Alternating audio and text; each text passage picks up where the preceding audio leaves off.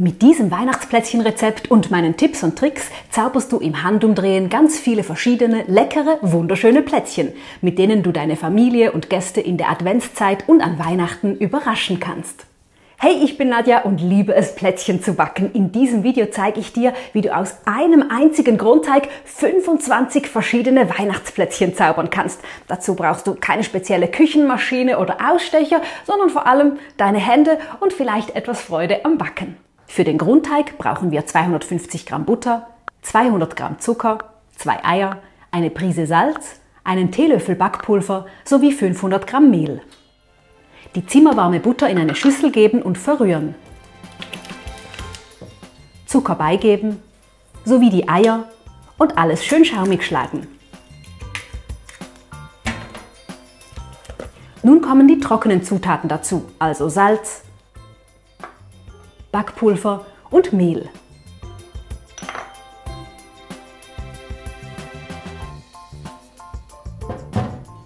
Alles zu einem homogenen Teig vermischen.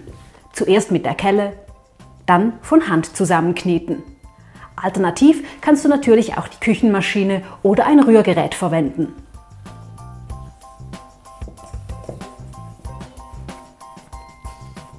Der Trick Nummer 1 ist, dass du aus diesem Grundteig geschmacklich ganz viele verschiedene Varianten zaubern kannst. Reibe zum Beispiel die Schale einer Zitrone ab und knete diese in einen Teil vom Teig.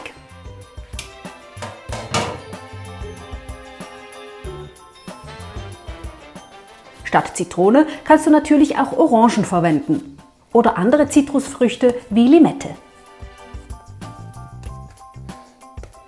Wenn du Backkakao in den Teig knetest, wird der Teig nicht nur deutlich dunkler, sondern auch richtig schön schokoladig im Geschmack.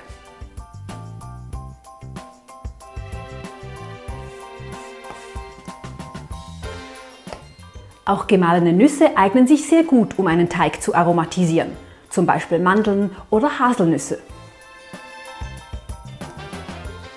Zu diesem Teigstück gebe ich Zimt dazu. Gewürze sind ebenfalls klasse, um deinen Plätzchenteig zu aromatisieren. Vanille, Nelken, Kardamom oder Anis wären weitere Gewürze, die sich für Weihnachtsplätzchen sehr gut eignen. So kannst du aus einem Grundteig schon ganz einfach 3, 5 oder auch 10 verschiedene Geschmackssorten zubereiten. Ich bereite aus einer Portion Grundteig meistens 3 verschiedene zu. Falls du direkt mehr verschiedene zubereiten möchtest, empfehle ich dir schon von vornherein, eine doppelte Menge vom Grundteig zuzubereiten, damit die einzelnen Teige nicht zu klein werden. Eine einfache Art Plätzchen zu formen ist, den Teig zu Rollen zu verarbeiten. Die Rolle sollte möglichst gleichmäßig dick sein.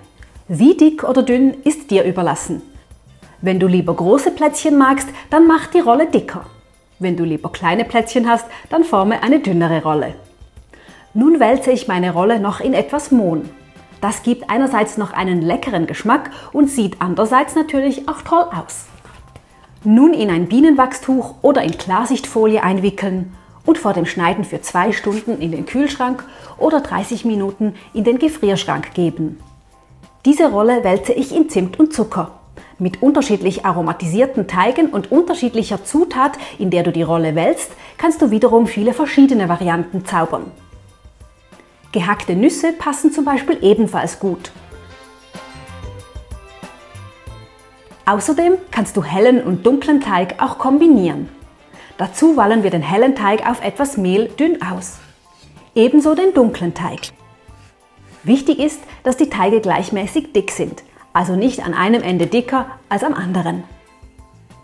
Nun die beiden ausgewählten Teige aufeinander legen. Die sind mit Sicherheit nicht identisch groß, macht aber nichts, denn nun schneiden wir daraus ein Rechteck. Die überschüssigen Teigränder werden also abgeschnitten und zur Seite gelegt. Daraus machen wir dann noch weitere Sorten. Die beiden Teige rollen wir nun zusammen auf und bekommen so wiederum eine Rolle, die wir abermals einpacken und kühl stellen. Wenn die Plätzchenrollen im Kühlschrank oder Gefrierfach fest geworden sind, können wir sie mit einem Messer in Scheiben schneiden. Rolle auspacken und mit einem möglichst scharfen Messer in Scheiben schneiden. Die Scheiben sollten möglichst gleich dick sein. Du kannst aber wiederum selber wählen, wie dick oder dünn du sie haben möchtest. Also ob eher 5 mm oder 1 cm. Meine sind da wohl ziemlich genau dazwischen, also etwa 7 mm. Die Scheiben mit etwas Abstand auf das Backblech legen. Anschließend mit der zweiten Rolle weitermachen. Am besten eine Rolle nach der anderen aus dem Kühlschrank oder dem Gefrierfach holen, nicht dass die letzte Rolle schon wieder zu warm ist, bevor du sie in Scheiben schneidest. Solltest du beim Schneiden merken, dass die Scheiben zu sehr gequetscht werden, ist die Rolle zu wenig fest. Stelle sie dann einfach nochmals kühl. Und sollte die Rolle zu hart zum Schneiden sein, weil komplett gefroren, dann lass sie im Kühlschrank etwas auftauen oder erwärme dein Messer in warmem Wasser, dann geht das Schneiden besser. Alle Plätzchen kommen auf das Backblech. Wenn du sie gleich dick geschnitten hast, können verschiedene Sorten gleichzeitig gebacken werden.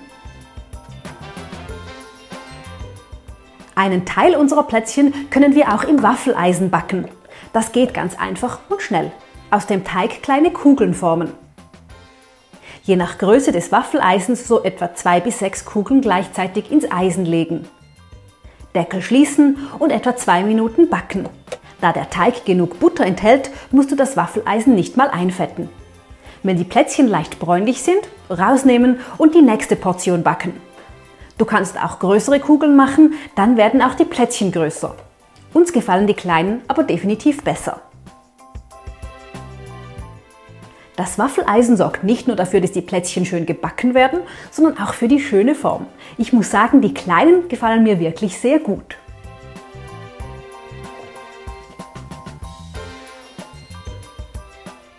Teigkugeln, etwa in der Größe einer Walnuss, sind auch für die nächsten Plätzchen die Ausgangslage.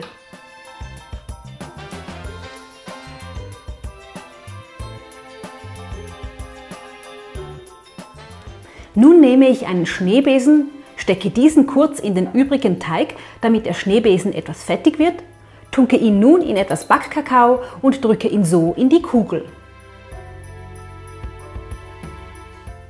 Hochziehen und versetzt nochmals drücken, so bekommen wir ein schönes Muster wie ein Stern. Da bei den Schneebesen die einzelnen Teile nicht alle bis nach unten ragen, wird der Abdruck nicht gleichmäßig. Durch das Versetzen und nochmalige Drücken gleichen wir dies etwas aus. Für die nächsten Plätzchen nehmen wir eine Gabel zur Hilfe und drücken diese flach auf die Kugel. Auch so entsteht ein schönes Muster.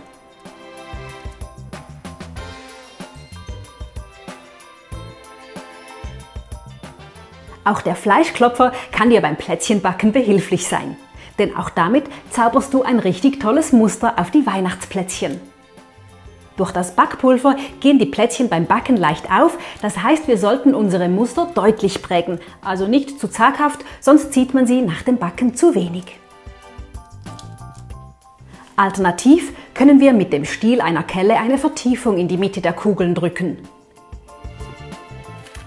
In die Vertiefung können wir zum Beispiel etwas Konfitüre geben. Damit bekommen wir die sogenannten Engelsaugen. Statt Konfitüre können wir aus Marzipan-Rohmasse kleine Kugeln formen und diese in die Vertiefungen geben. Du kannst die Teigkugeln auch im Kühlschrank fest werden lassen und anschließend mit einem Messer halbieren.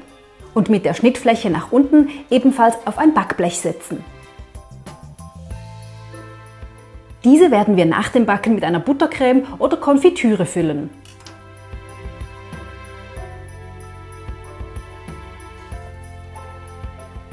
Aus 5 kleinen Kugeln kannst du ein weiteres Plätzchen zubereiten.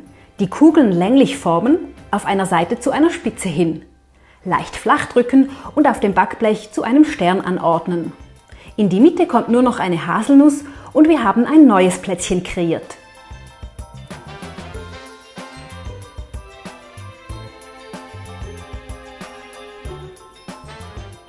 Wenn du magst, kannst du es noch mit Eigelb bestreichen. Vor dem Backen die Plätzchen nochmals kühl stellen. Aus meinem Plätzchenteig kannst du auch klassische Butterplätzchen zubereiten, also Teig auf Mehl auswahlen und dann beliebige Ausstecher verwenden. Am besten geht dies mit Teighölzern und Nudelholz.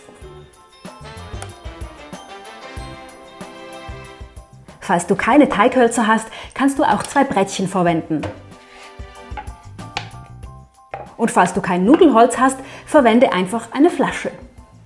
Meinen Teig walle ich 5 mm dick aus. Du kannst aber auch hier dickere oder dünnere Plätzchen machen.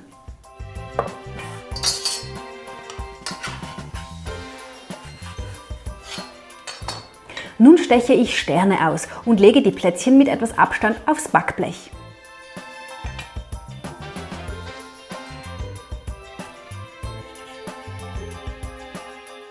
Statt einem Stern kannst du natürlich auch einen anderen Ausstecher nehmen, zum Beispiel einen runden Ausstecher oder Herzen. Und wenn du keine Ausstecher hast, kannst du zum Beispiel ein Glas verwenden. Oder du schneidest sie mit einem Messer in eckige Stücke. Dazu den ausgewählten Teig in lange Streifen schneiden. Dann auch in der Breite Streifen schneiden, so bekommen wir Rechtecke. Wenn wir die Schnitte in einem Winkel nach unten schneiden, dann sind die Plätzchen am Ende nicht rechtwinklig, sondern verlaufen so in zwei spitzere Ecken. Das sieht noch ein bisschen edler aus. Die Plätzchen legen wir ebenfalls mit ein bisschen Abstand auf ein mit Backpapier belegtes Blech. Das kannst du wiederum mit verschieden aromatisierten Teigen machen. Wie dick du die Kekse machst, ist auch hier dir überlassen. Alles zwischen, ich sag mal 3 mm und 1 cm ist möglich. Ich persönlich mag es, wenn sie nicht zu dünn sind, denn sonst werden sie auch eher trocken. Aber das ist Geschmackssache. Manche mögen eher kleine, manche eher große Weihnachtsplätzchen. Achte aber darauf, dass sie pro Backblech in etwa die gleiche Größe haben, denn sonst wäre die Backdauer zu unterschiedlich. Die einen würden verbrennen, während die anderen noch zu blass sind. Gebacken werden unsere Plätzchen nun bei 180 Grad Ober-Unterhitze in der Mitte des Backofens für rund 10 Minuten. Wenn du ganz kleine, dünne Plätzchen geformt hast, dann vielleicht auch nur 8 Minuten und bei dicken, größeren Plätzchen entsprechend länger. Am besten die Plätzchen die ganze Zeit beobachten und wenn die hellen anfangen, sich leicht bräunlich zu verfärben, rausnehmen und auskühlen lassen. Ich gebe einen Esslöffel Orangensaft in 100 Gramm Puderzucker für eine Zuckerglasur. Alternativ kannst du auch Zitronensaft verwenden. Damit können wir einzelne Plätzchen nach dem Auskühlen verzieren. Außerdem reiben wir die Schale von 2 Orangen ab, diese verwenden wir später als Deko. Als zweites gibt es eine Schokoladenglasur. Dazu schmelzen wir einfach 100 Gramm Schokolade über einem Wasserbad. Darauf achten, dass es nicht zu heiß wird und die Schokolade danach auch wieder etwas abkühlen lassen, bevor wir sie verwenden. Eine Plätzchenvariante bestreiche ich nun mit der Zuckerglasur und gebe auf den noch feuchten Zuckerguss etwas vom Orangenabrieb. Alternativ zum Bepinseln kannst du die Plätzchen auch umgedreht in die Zuckerglasur tauchen. Wir können die Zuckerglasur auch mit einem Löffel über die Plätzchen dressieren. Dunkler Untergrund mit hellem Guss hat doch einen tollen Kontrast.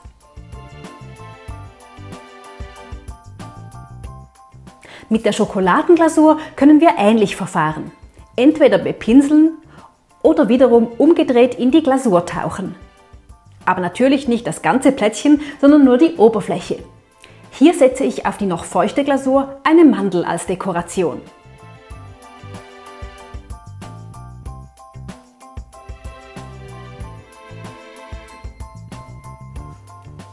Du kannst auch einfach einen Teil der Plätzchen in die Glasur tauchen. Etwas abtropfen lassen, auf ein Kuchengitter geben und über die noch feuchte Schokolade zum Beispiel etwas Zimt streuen.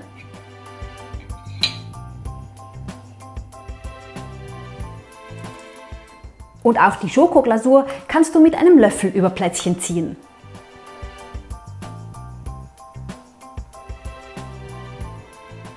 Die aufgeschnittenen Kugeln will ich zum Teil mit einer Buttercreme füllen. Dazu mischen wir 50 Gramm Butter mit 50 Gramm Puderzucker. Außerdem gebe ich für etwas Frische noch den übrigen Orangenabrieb dazu und vermische alles gut. Ich gebe die Buttercreme in eine kleine Tüte und schneide die Spitze ab. Gebe so etwas Creme auf die Unterseite der Plätzchen und decke es mit einem zweiten Plätzchen zu. Alternativ zur Buttercreme verwende ich Himbeerkonfitüre. Ebenfalls ein Plätzchen damit bestreichen und mit einem zweiten zudecken. Statt Himbeermarmelade könntest du übrigens auch Johannisbeer oder Aprikose verwenden. Auch 2 Ausstechplättchen können wir mit etwas Konfitüre zusammenkleben. Du kannst hier auch 2 Plättchen aus verschiedenen Teigen zusammensetzen, also zum Beispiel ein helles und ein dunkles.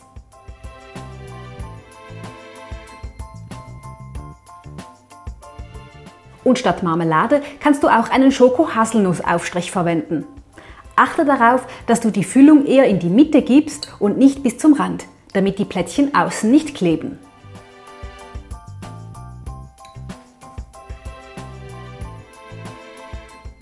Für die Deko kommt nochmals die Gabel zum Zug.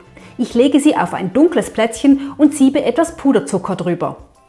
Durch die Gabel gibt das nochmals ein schönes Muster und verleiht dem Plättchen eine gewisse Eleganz. Bei den hellen Plättchen mache ich das gleiche, aber statt mit Puderzucker mit etwas Backkakao. So kannst du deine Plätzchen ganz individuell gestalten und beliebig viele Varianten von Weihnachtsplätzchen backen. Ich hoffe, ich konnte dir damit zeigen, wie einfach es ist, aus einem einfachen Grundteig ganz viele verschiedene Weihnachtsplätzchen zu zaubern. Wenn es dir gefallen hat, freue ich mich, wenn du unseren Kanal abonnierst für weitere einfache und gelingsichere Ideen. Danke fürs Zuschauen, viel Spaß beim Plätzchenbacken und bis zum nächsten Video. Tschüss!